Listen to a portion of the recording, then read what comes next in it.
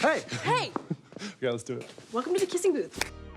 After spending 4 years with Elle, her best friend Lee, and her hunky boyfriend Noah, their romantic story finally comes to a close. Netflix's young adult franchise reaches its final chapter in The Kissing Booth 3, where Elle tries to complete a summer bucket list while in the meantime having to make the ultimate decision about her future.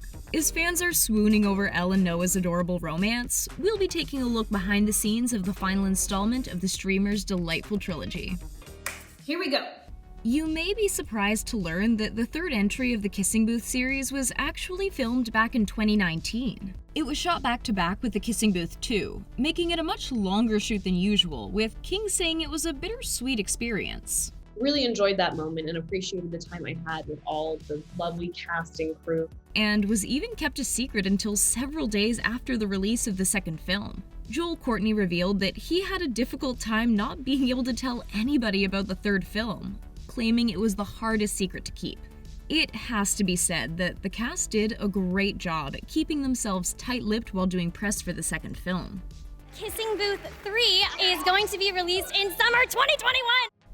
Joey King actually had to wear a wig on set of both The Kissing Booth 2 and 3. King had recently wrapped filming of the true crime Hulu miniseries The Act opposite Patricia Arquette and had shaved her head for the role of Gypsy Rose Blanchard. King revealed on Instagram the extensive process of how her wig was applied.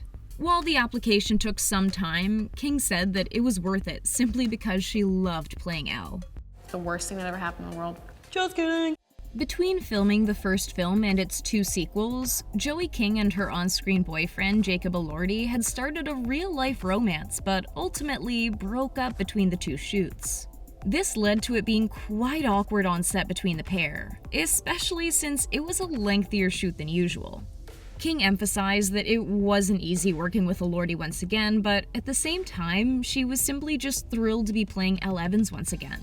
The former couple didn't share as much on-screen time together in the second film, though they certainly accompany each other in plenty of scenes in the third and final film. Despite the heartbreak, it does sound like bearing through the awkwardness was worth it in the end. Would you ever date another actor again on Let You Meet in a movie? No. Since the third film was filmed back-to-back with the second, this meant that the shoot was much longer than your typical shoot. Star Joey King was actually able to celebrate her 20th birthday on the set of the third film, which must have been quite the celebration in South Africa. After his breakup with Joey King before filming the sequels, Jacob Elordi needed someone new to vibe with on set. The friend he found wasn't somebody you'd expect. His name was Tembella, and he was my driver and best friend. According to the heartthrob, he actually formed a bond with his driver. We'd go have dinner together afterward, and we were always mucking around and stuff. Hopefully Mr. Bella was invited to the premiere. The Kissing Booth is notably based on a book series of the same name written by Beth Reekles. While the first 2 movies had Reekles' books to bounce off of, the third film actually didn't. This caused director Vince Marcello and writer Jay Arnold to try to figure out what should happen next in the film version of the series. Reekles' take on Elle's ending, titled One Last Time, actually released the same day as the film on August 11th, 2021. This meant fans of the books weren't able to find out what college Elle decided to go to before everyone else. Joey King has said that both the second and third films were shot simultaneously and out of order, which has led to her occasionally confusing which scene belongs to which movie. While the final scene that was shot was actually one for the second movie, King's last scene was with her on-screen BFF, Courtney. It was the scene where Joel and I are having that really heart-to-heart with him about the colleges. Honestly, we can't think of a better final scene for the 2 to film, especially since it was their friendship that started it all. Let's do it. Megan Young revealed that she actually had a morning ritual on set of the Kissing Booth sequels by bringing morning oats for breakfast. Young's co-stars took note of her daily breakfast routine, and soon enough, stars like Taylor Zakar Perez and Joey King were bringing their own morning oats to set. You could say that Young was a trendsetter on set. Kissing Booth was that experience, that like once-in-a-lifetime kind of experience. Jacob Elordi has revealed that over the course of the past 3 movies, there's been less and less kissing in each subsequent film. This makes sense as the third installment is the only film of the trilogy not to feature the titular attraction. Fear not though, as Elordi assured fans that there's still plenty of kissing in the film. Well, that's a relief. While filming the Mario Kart sequence in the third film, Joey King's mother and boyfriend were sitting right behind the camera, watching her and Courtney face off. King revealed that she often brings the popular Nintendo racing game to various film and television sets, and that she did bring it with her while filming the Kissing Booth movies. Honestly, who wouldn't want to face Joey King off in Mario Kart? What are you doing? Winning.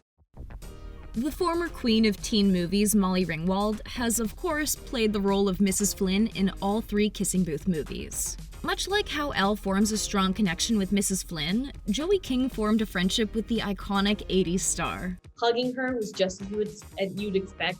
She's so warm and wonderful. King has stated that getting to hug Ringwald for a scene in the third film was a definite highlight.